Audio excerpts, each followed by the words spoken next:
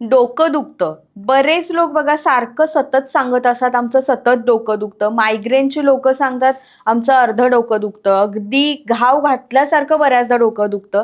डोकंदुखी हा बऱ्याच लोकांना त्रास असतो. याची बघा भरपूर कारणं असू शकतात. पाणी जरी आपण कमी पीत असेल, ॲसिडिटी होऊन तरी सुद्धा डोकं दुखू शकतं.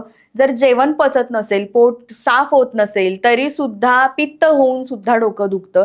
बरीच डोकेदुखीची कारणं असतात. याच्यामध्ये तुम्ही साधं चिमूटभर मीठ जिभेवर ठेवलं, अर्धा सेकंड डोळे मिटून शांत बसल्यानंतर एक अर्धा ग्लास पाणी पिलं तरी सुद्धा डोकं दुखायचं थांबतं. दुसरं म्हणजे डोकं जर दुखत असेल तर अशा वेळेला साधं थंड दूध जर तुम्ही पिलं तरी सुद्धा डोकं दुखायचं थांबू शकतं. गाईचं तूप 2-2 थेंब जर नाकामध्ये टाकलं म्हणजे नस्य जर केलं तरी सुद्धा डोक्याचा जो थंडका आहे तो थांबू शकतो. आल्याचा 1 चमचा रस आणि त्याच्यामध्ये काळं मीठ थोडंसं जर घातलं आणि ते पिऊन पाहिलं तरी सुद्धा डोकं दुखायचं थांबतं.